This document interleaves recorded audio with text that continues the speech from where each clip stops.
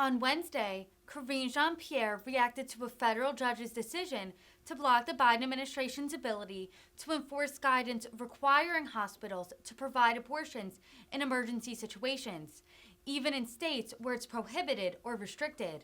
Following the Supreme Court's decision to overturn Roe v. Wade, Texas's trigger law will take effect on Thursday, August 25th. The press secretary continued to condemn Republicans for their efforts to restrict abortion care. She called their actions extreme and, quote, ultra MAGA. Jean-Pierre reaffirmed the administration's commitment to restoring the protections of Roe v. Wade. A federal judge today blocked the administration's ability to enforce the guidance related to emergency services abortion where it is in states where it's banned or restricted. I think we've got 3 more states that are adding new restrictions, new trigger laws at some point this week. When you look around at the environment right now, where is the administration in terms of potentially new actions or what the president is thinking as this continues to progress? As you know, the president has taken some bold actions since Dobbs' decision was made back in June 24th, I believe, so just a couple months ago.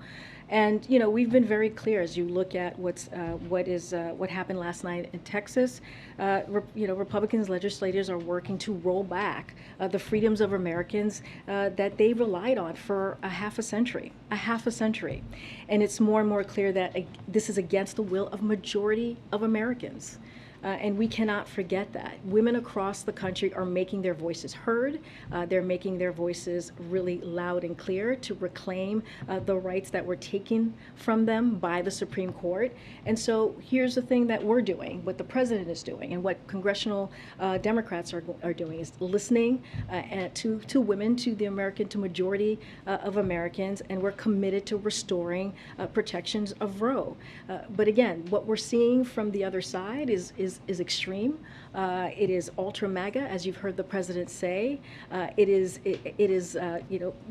including banning abortion in cases of rape, incest, and the health of the mother. That is what is happening here when you look at these pieces of legislation just across the country. And as I mentioned last night, Texas District Court affirmed that medical providers can deny life-saving and health-preserving care for women even if they are suffering from hemorrhaging or life-threatening hypertension. That is what we're seeing. And tomorrow, 5 new abortion bans go into effect in Idaho, North Dakota, Oklahoma, Tennessee, and Texas that will criminalize abortion, in some cases without exceptions for rape or incest. Texas's law is extreme, that it seeks to punish health care providers with life in prison. That's what they're talking about, punishing healthcare providers with life in prison. So Americans need to know that these are our fundamental rights that were taken away from us by this Dobbs decision, including the right to contraception and marriage equality, are at risk. Let's not forget what we heard from Judge Thomas when that decision was put down, was announced.